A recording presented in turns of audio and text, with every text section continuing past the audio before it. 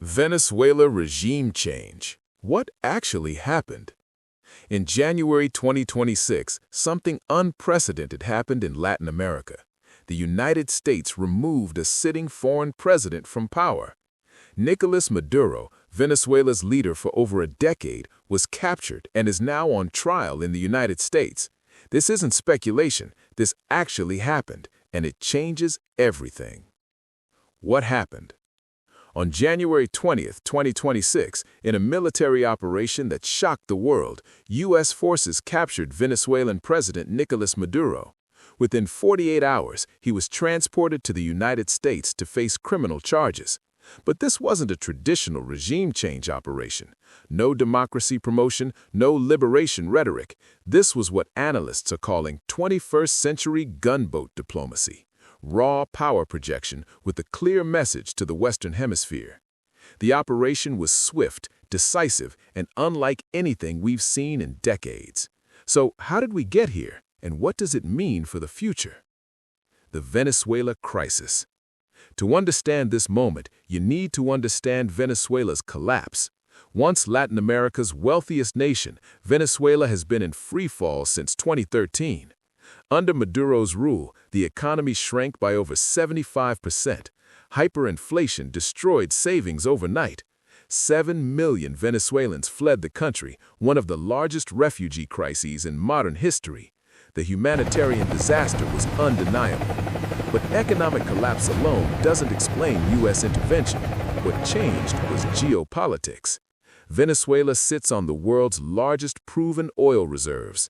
For years, Maduro aligned with Russia, China, and Iran, hosting military bases, facilitating sanctions evasion, and creating what Washington saw as a hostile outpost in America's backyard. The Trump administration had imposed sanctions, supported opposition leaders, and attempted diplomatic isolation. Nothing worked. Maduro held power. Then, in early 2026, everything changed. How it happened? According to geopolitical analysts, the operation combined coercive diplomacy with overwhelming military force. This wasn't a slow-moving regime change, it was surgical. U.S. intelligence had been tracking Maduro's movements for months. When the opportunity came, special operations forces moved in. Within hours, Maduro was in U.S. custody. But here's what makes this different from past interventions. The Trump administration didn't frame it as promoting democracy or humanitarian intervention. They framed it as asserting American dominance over the Western Hemisphere. This is what experts are calling the Donroe Doctrine, a modern revival of the Monroe Doctrine that declared the Americas under U.S. sphere of influence. But this version is more aggressive, more transactional, and more willing to use direct force. The message to Latin America was clear: align with Washington or face consequences. What this means? The Venezuela operation sent shockwaves through the international system.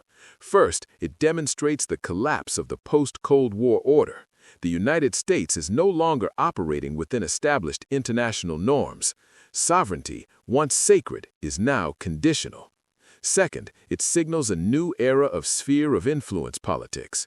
Just as Russia acts in its near abroad and China asserts control over its region, the U.S. is reclaiming the Western Hemisphere by force if necessary. Third, it raises the stakes for every country caught between great powers. If you're a nation in Latin America, Africa, or Asia, the Venezuela operation is a warning. Choose your allies carefully. European leaders expressed concern but took no action.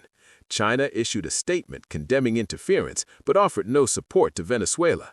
Russia stayed silent. The world is watching and adjusting. Conclusion. The capture of Nicolas Maduro isn't just about Venezuela. It's a preview of how great power politics will work in 2026 and beyond.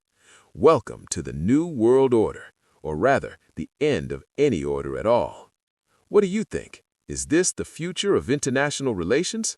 Let me know in the comments below.